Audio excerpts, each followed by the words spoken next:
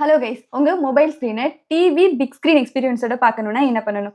Movies, cricket match, photos, presentation, gaming எல்லாம் பெரிய ஸ்க்ரீன்ல என்ஜாய் பண்ண முடியுமா? கண்டிப்பா முடியும். உங்களோட டிவி ஸ்மார்ட் டிவியா இருக்கட்டும், இல்ல நார்மல் டிவியா இருக்கட்டும், உங்களோட டிவி டைப்புக்கு கரெக்டான மெத்தடை சூஸ் பண்ணாதான் ஸ்மூதா ஒர்க் ஆகும்.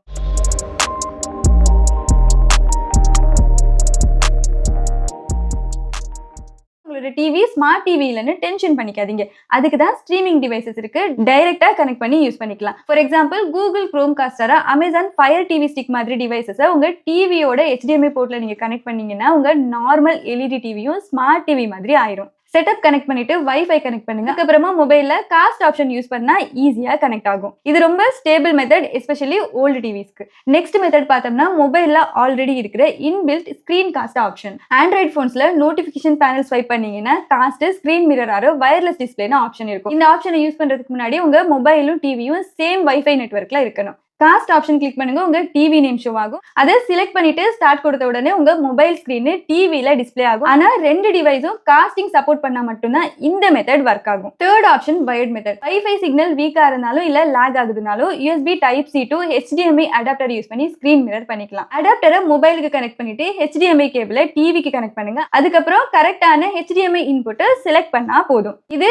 கேமர்ஸ்க்கு ரொம்ப யூஸ்ஃபுல், பிகாஸ் லேக் கம்மியா இருக்கும். ஆனா உங்க மொபைல் வீடியோ அவுட்புட் சப்போர்ட் பண்ணா மட்டும் இது ஒர்க் ஆகும். எல்லா போன்ஸ்லயும் இந்த ஃபீச்சர் இருக்காது. நெக்ஸ்ட் வந்து ஆப் மெத்தட். பிளே ஸ்டோர்ல இருந்து கூகுள் ஹோம் ஆப் இன்ஸ்டால் பண்ணுங்க. ஆப் ஓபன் பண்ணிட்டு சேம் வைஃபைல கனெக்ட் ஆன டிவி செலக்ட் பண்ணுங்க. காஸ்ட் ஸ்கிரீன்னு ஒரு ஆப்ஷன் வரும். இதை யூஸ் பண்ணி நீங்க மிரரிங் பண்ணிக்கலாம். பட் இது குரோம் காஸ்ட் சப்போர்ட் இருக்கிற டிவிஸ்க்கு மட்டும் தான் ஸ்மூதா ஒர்க் ஆகும். லாஸ்ட் ஆப்ஷன் பாத்தீங்கன்னா, தேர்ட் பார்ட்டி ஆப்ஸை யூஸ் பண்ணி மிரர் பண்ணிக்கலாம். பிளே ஸ்டோர்ல பவர் மிரரிங், ஏர் ஸ்கிரீன் மாதிரியான ஆப்ஸ் எல்லாம் அவைலபிளா இருக்கும். இன்ஸ்டால் பண்ணிட்டு அதுல இருக்கிற இன்ஸ்ட்ரக்ஷன் மட்டும் ஃபாலோ பண்ணா மட்டும் போதும். தேர்ட் பார்ட்டி ஆப்ங்கிறதுனால ஆட்ஸ் வரலாம், கொஞ்சம் டிலேயும் இருக்கலாம். ஸோ ஆப் இன்ஸ்டால் பண்றதுக்கு முன்னாடி ட்ரஸ்டட் ஆப்பான்னு செக் பண்ணிட்டு அதுக்கப்புறமா இன்ஸ்டால் பண்ணுங்க.